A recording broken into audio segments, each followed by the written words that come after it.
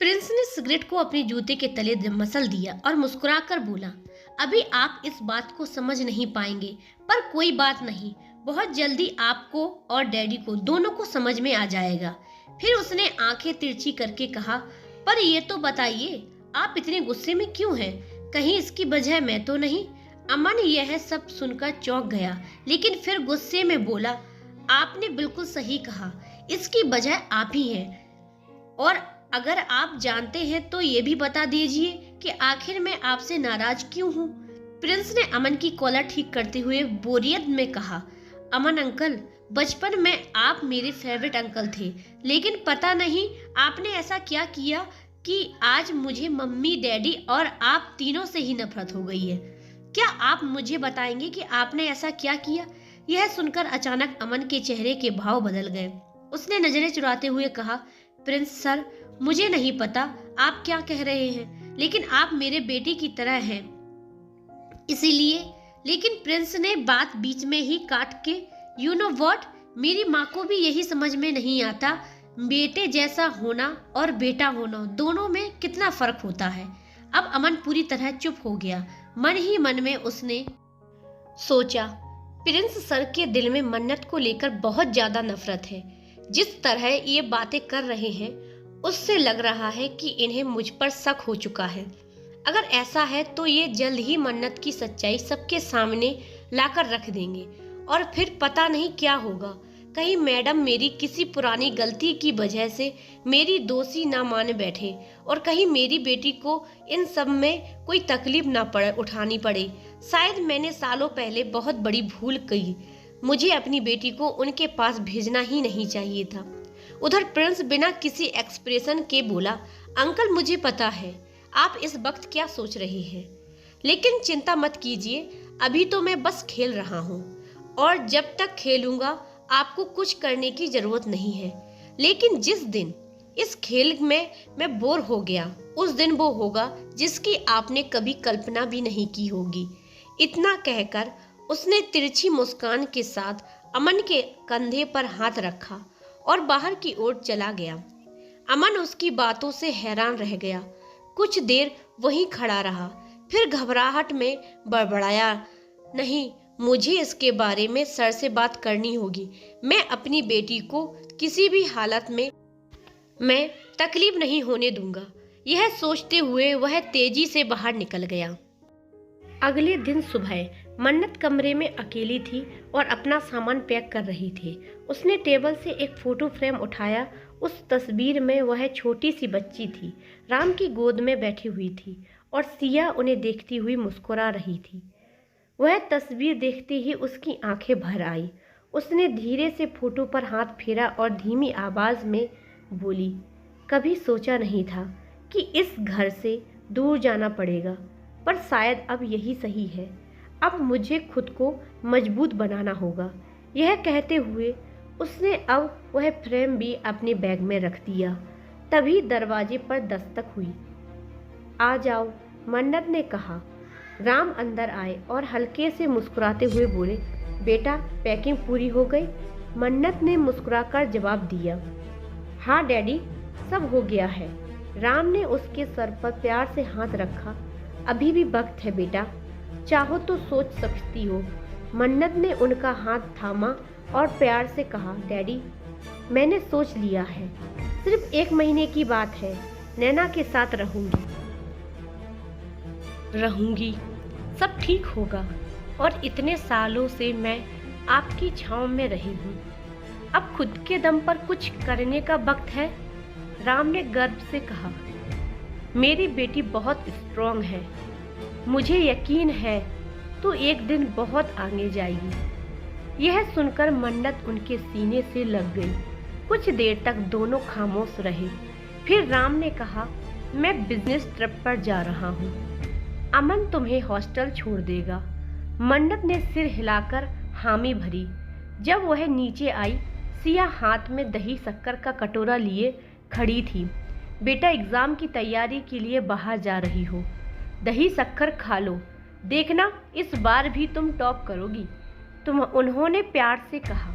मन्नत मुस्कुराई और दही शक्कर खाकर बोली, थैंक यू मॉम, आपकी ब्लेसिंग मेरे साथ है। राम जा चुके थे, तभी अमन वहां आ गया। उसने मन्नत का बैग उठाया और बोला, चलो बेटा। मन्नत सिर हिलाते हुए आगे बढ़ी, लेकिन सिया की आंखों में नमी आ गई। बेटा, बहुत मिस करूंगी तुम्हें। सिया बोली, आज तक कभी दूर नहीं भेजा।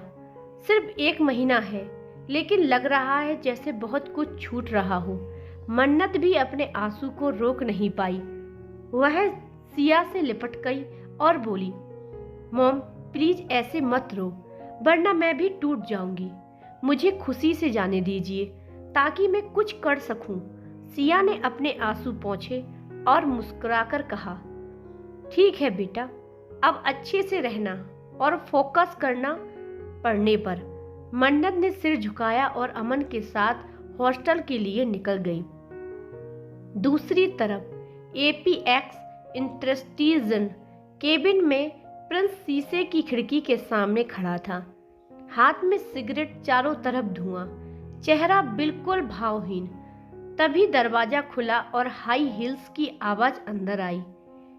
एक खूबसूरत लंबी छरहरी लड़की पीछे से उसके पास आकर खड़ी हो गई। प्रिंस इंडिया आ गए और मुझे बताया भी नहीं, उसने मुस्कुराते हुए कहा। प्रिंस ने बिना देखे जवाब दिया, तुम अब तक प्लान समझने के काबिल नहीं हो। उसकी बात सुनकर लड़की की मुस्कान फीकी पड़ गई। तुम इतने मिस्टीरियस क्यों हो प्रिंस? क्या चाह रहे हो? प्रिंस ने सिगरेट बुझाई, पलटा और कुछ सेकंड तक उसे घूरता रहा। फिर पूछा, आर यू प्रेग्नेंट? उसका चेहरा एकदम सन्न रह गया। नजरें चुराते हुए बोली, क्या? ये क्या बकवास है? तुम सुबह सुबह पी तो नहीं लिए? प्रिंस मुस्कुराया और सोफे पर बैठ गया। लड़की उसके पास आई और बोली, प्रेग्नेंट कैसे हो सकती हूँ? तुम्हें तो पता है 2 साल से सिर्फ तुमसे प्यार करती आई हूँ। अपने बॉयफ्रेंड को छोड़ दिया, अब मेरी जिंदगी में सिर्फ तुम हो। प्रिंस ने अपने हाथ पॉकेट में डाले और ठंडी आवाज में कहा, डोंट थिंक सो। वह तिलमिला गई, फिर बोली, पता है तुम मुझे पसंद नहीं करते, लेकिन मुझे तुम्हारे प्रपोजल की जरूरत नहीं है। मुझे सिर्फ प्यार करना आता है, एक तरफा सही, लेकिन मैं खुश हूँ। माया और प्रिंस का आमना सामने में सिर्फ तुम्हारे प्यार को महसूस करने आई हूँ, माया ने कहा और फिर प्रिंस के करीब बैठ गई। लेकिन प्रिंस की आंखों में कोई भाव नहीं था। वह बिना किसी एक्सप्रेशन के माया को घूर रहा था। माया थोड़ी बेचैन हो गई और बोली, प्रिंस तुम मेरी किसी भी बात का जवाब क्यों नहीं दे रहे हो? प्लीज कुछ तो बोलो। तभी प्रिंस ने ठंडी आवाज में कहा, गेट आउट। माया चौंक गई, उसका चेहरा सख्त हो गया। वह उठकर खड़ी हुई और गुस्से में प्रिंस को बोली, प्रिंस मेरा इतना बोलना इसका मतलब ये नहीं था कि तुम मुझे इस तरह बाहर निकाल दो। हम 6 महीने बाद मिल रहे हैं और मैंने जैसे ही सुना कि तुम इंडिया लौट आए हो, मैं यहाँ चली आई और अब तुम मुझे निकाल रहे हो। वह थोड़ी देर रुकी, फिर तेज आवाज में बोली, शायद तुम भूल गए हो कि हमने साथ में बहुत से गलत काम किए हैं। अगर तुमने मुझे दूर करने की कोशिश की तो मैं वह कुछ कह ही रही थी कि प्रिंस उसकी बात काटते हुए हंस पड़ा, एक डरावनी गूंजती हुई हंसी। तो अब तुम मुझे ब्लैकमेल करने आई हो? उसने पूछा। उसकी आंखों में शैतानी चमक रही थी। माया एक पल को चुप रह गई, फिर बोली, नहीं प्रिंस, मैं तुम्हें ब्लैकमेल करने नहीं आई हूँ, लेकिन तुम जैसा वहम कर रहे हो वो मेरी सोच से परे है।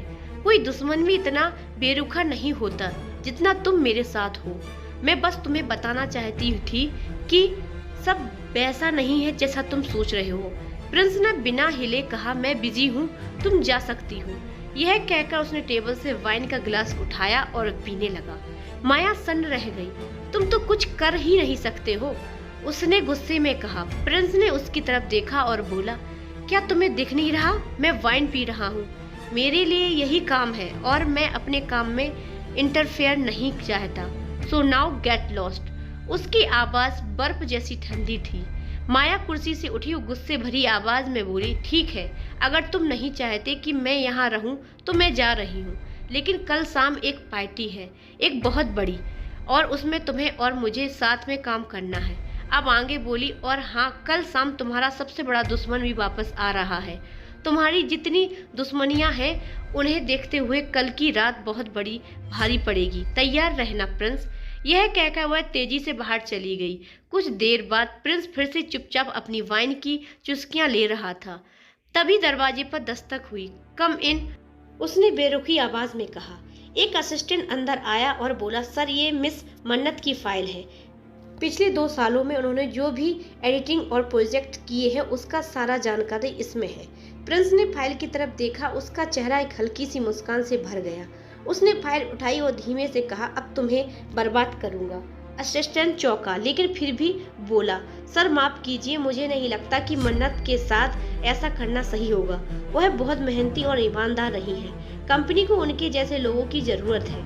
आपने उन्हें काम से हटा दिया, लेकिन उनका कैरियर अभी शुरू ही हुआ था। अगर अब कोई दाग लग गया तो। प्रिंस ने अचानक टेबल पर जोर से हाथ मारा। टेबल का गिलास टूट गया।